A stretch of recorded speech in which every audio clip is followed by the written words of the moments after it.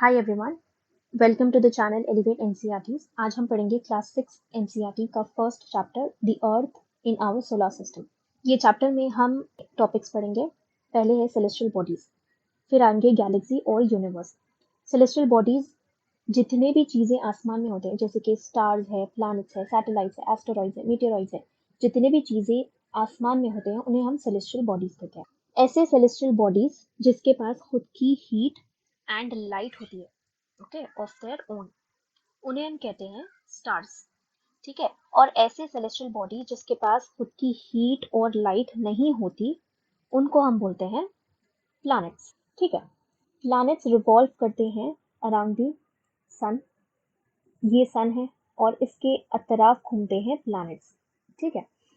जैसे planets revolve around the sun, वैसे ही satellites revolve around the planet. ठीक है। Planets around the sun revolve करते हैं और सैटेलाइट्स रिवॉल्व करते हैं प्लैनेट की तरफ। ठीक है। फॉर एग्जांपल, एक प्लैनेट है अपना earth, the planet on which we live. Earth is a planet. ठीक है। Planets are the celestial bodies that do not have their own heat and light.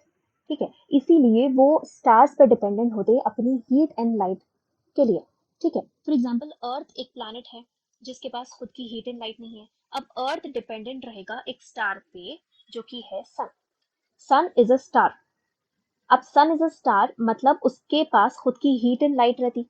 ठीक है। तो sun is the star that provides heat and light to the earth. Now planets revolve around the sun. ये sun है और ये planets ऐसा उसके अतराफ घूमते हैं। ओके। अब सैटेलाइट्स में क्या होगा? For example, this is earth, okay, and this is sun. Sun के अतराफ अर्थ ऐसा घूमेगा in an elongated path called orbits, वो हम बाद में पढ़ेंगे।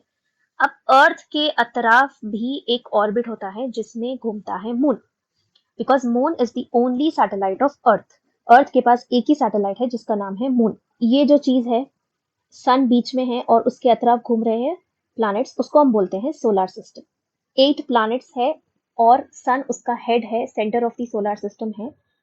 अब नेक्स्ट टॉपिक है गैलेक्सी। गैलेक्सी मतलब स्टार्स। जब पूरे स्टार्स, ठीक है, क्लब हो जाते हैं, वो फॉर्म करती है galaxy. Okay. Galaxy is the cluster of millions of stars. हमारा solar system, our solar system belongs to the galaxy named milky way galaxy. ऐसे कई सारे गैलेक्सीज होते हैं जिसको मिलकर बनता है universe. Millions of galaxies are there in the universe. Chapter में ये टॉपिक्स है, मैंने इसका जस्ट थोड़ा सा पार्ट पढ़ाया। अब हम इसको डिटेल में पढ़ते हैं। अब चलिए, सेलेस्टियल बॉडीज आपको पता है कि सेलेस्टियल बॉडीज हम उन्हें कहते हैं जो स्पेस में प्रेजेंट होते हैं। फॉर एग्जाम्पल, स्टार हो गया, प्लैनेट्स हो गए, सैटेलाइट्स हो गए, एस्टेरॉइड्स हो गए, मीटेरॉइड्स हो गए, ये सारे सेलेस्टियल बॉडीज है। नाउ सन, ये सन है। Sun is a star and it is the nearest star to the earth and other planets and sole source of light and heat to all the planets including earth। मतलब solar system जहां पर planets घूम रहे हैं सन के अतरफ, का centre of the solar system है sun. Sun is also known as the head of the solar system. Solar system में 8 प्लैनेट्स होते हैं और वो 8 प्लैनेट्स का सोल सोर्स ऑफ, एक ही source of light and heat है, वो है सन। और अर्थ के सबसे करीबी स्टार सन है। There are millions of stars in the universe. ठीक है, ये देख रहे हो आप यहाँ पर, ये भी एक स्टार है, लेकिन हम लोग को ऐसा ट्विंकलिंग वन दिखाई देता बिकॉज ये अर्थ से काफी डिस्टेंस पे है। Likewise there are many such stars in the universe. अब नेक्स्ट है, ये देखिए, ये है हमारा solar system. This is the sun, you can see here, this is the sun, the center of the solar system, the head of the solar system, और इसके अतराफ घूम रहे हैं प्लैनेट्स। ये सन है और इसके अतराफ जो प्लैनेट्स घूम रहे हैं वो घूम रहे हैं इन एन इलोंगेटेड पाथ। इलोंगेटेड बोले तो ऐसा, ये सर्कुलर नहीं होगा, ये थोड़ा सा इलोंगेटेड होगा, उसको हम बोलते हैं ऑर्बिट्स। प्लैनेट्स अपने ऑर्बिट्स में रहना, ये with the help of sun होता है because sun provides pulling force that binds the entire solar system। अब नेक्स्ट आता है constellations। constellations patterns formed by group of stars. Stars already हम पढ़े, celestial body that has its own heat and light. Sun example है. ऐसे ही there are millions of stars in the universe. ये आप देख रहे हैं this image. This is one of the examples of constellation. Ursa Major and Great Bear constellation. Ursa Major, आप अब ये bear like kind of structure आ रहा है ना, उसको हम बोलते हैं Ursa Major. ये पैटर्न है जो कि ग्रुप ऑफ स्टार्स के, it is formed by the group of stars. Saptarishi is a part of ursa major. अब ये देखिए 1 2 3 4 5 6 7, ये हो गया 7 स्टार्स का पैटर्न जिसको हम बोलते हैं सप्तऋषि. ये अर्सा मेजर का ही पार्ट है. ये नॉर्थ, ये जो ऊपर वाला स्टार है सप्तऋषि में, वो बताता था नॉर्थ डायरेक्शन. तो इस नॉर्थ स्टार को हम बोलते हैं pole star. It was used by the ancient people to determine north direction because it will not move from its place. उसका same position था every time. Still it is in the same position. ये देखिए, ये अर्थ है, ये वाला, okay, and this is moon. अब अर्थ और मून को अगर कंपेयर करोगे तो moon is quarter of earth diameter. इसका साइज है 27% ऑफ अर्थ डायमीटर. मतलब अर्थ जितना है उसका जितना डायमीटर है उसका 27% मून का डायमीटर है. अर्थ सन से 150 किलोमीटर अवे है, ठीक है, and earth third nearest planet है सन से एंड फिफ्थ लार्जेस्ट प्लैनेट है among 8 planets in the solar system. ये अर्थ आप देख रहे हो, अर्थ it appears as a blue planet. Why?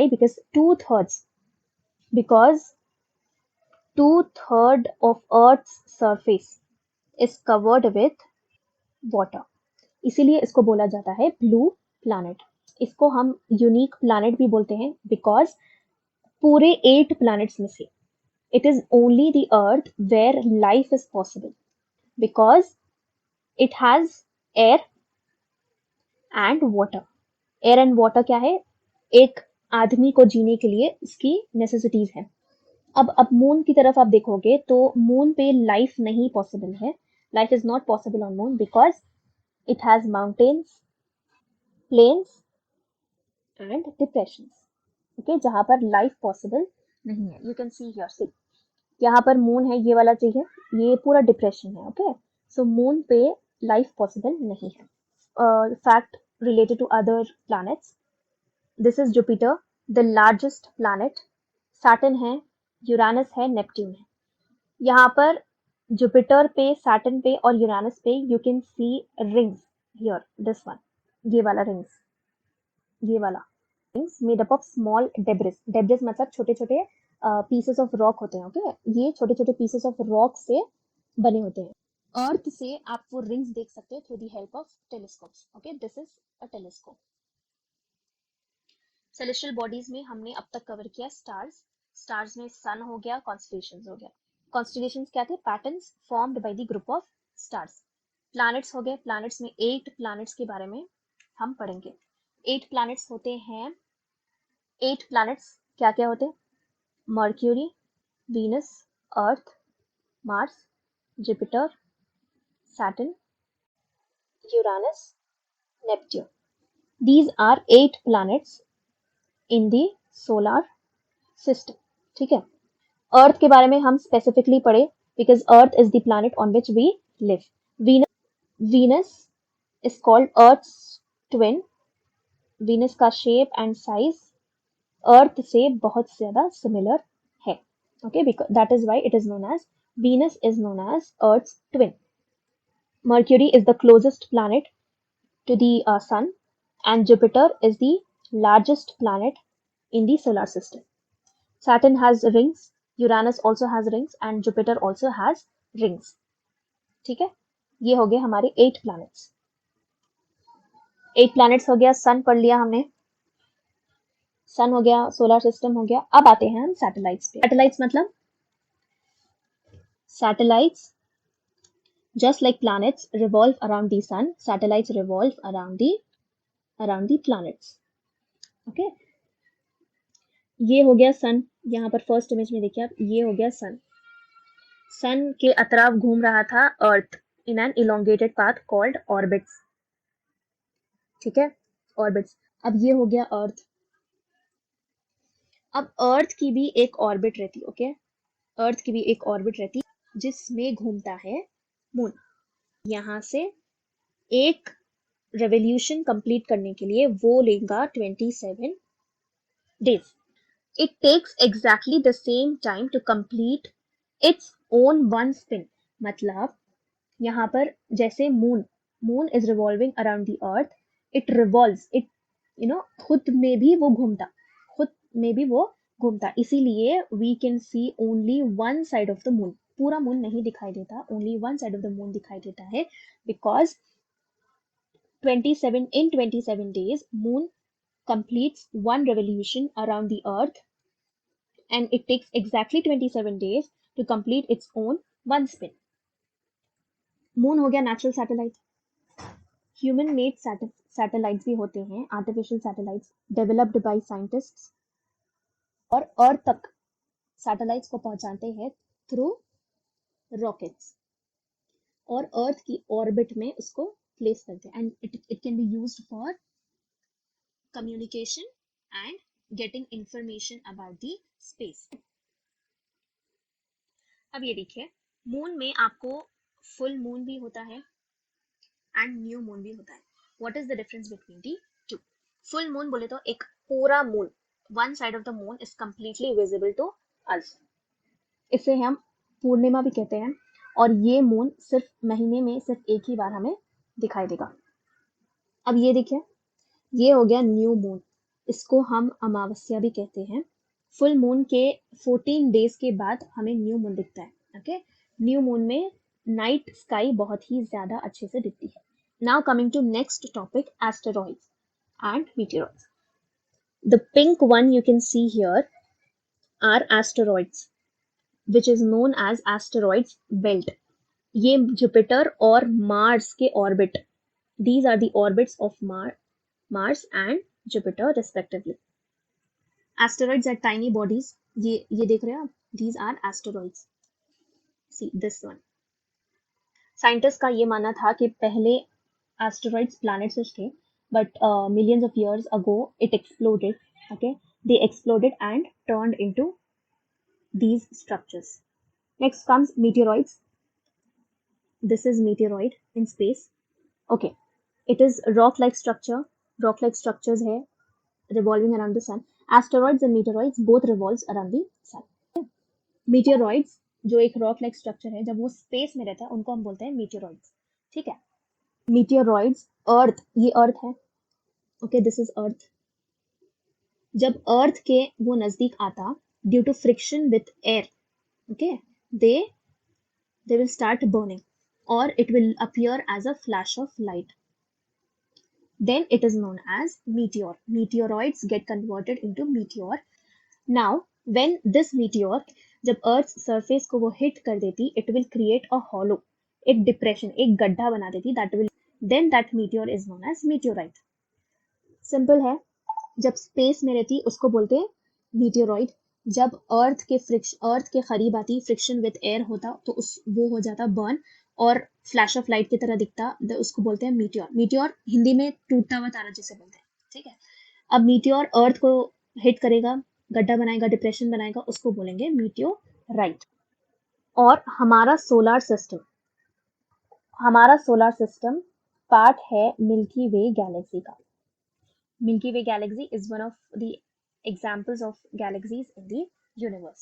हमारा solar system Milky Way galaxy का part है. Ancient people used to believe that this Milky Way galaxy is a river of light. मतलब light का एक नदी जो आसमान में flow कर रहा है. इसीलिए उसका नाम ancient people ने रखा था आकाश गंगा, which means आकाश मतलब आसमान और गंगा मतलब river, तो river of light. When such millions of galaxies come together, they will form universe. अब यहाँ पर देखिए, ये नील आर्मस्ट्रॉन्ग है. He was the first man to step on the moon on 28th July 1969. This is Aryabhatta. Aryabhatta was the famous astronomer, famous astronomer. Astronomer मतलब people who study celestial bodies, मतलब लोग जो stars को study करते, जो सन को study करते, जो प्लैनेट्स को स्टडी करते, those are known as astronomers. So Aryabhatta was one of the famous astronomers. He said moon and planets के पास खुद की रोशनी नहीं होती और वो डिपेंड करते हैं सनलाइट के ऊपर. It was said by Aryabhatta. Human made satellites के एग्जांपल इनसैट, आईआरएस, एटियोसैट एक्सेट्रा हो गए. वन मोर फैक्ट यहाँ पर है कि लाइट की जो स्पीड है, ओके, वो है 3 लाख किलोमीटर्स पर सेकेंड. इसके बावजूद भी, इतनी ज्यादा स्पीड रहने के बावजूद भी, the sunlight takes 8 minutes to reach. So you can just imagine how far is sun from the earth. So thank you everyone. Meet you in the next video.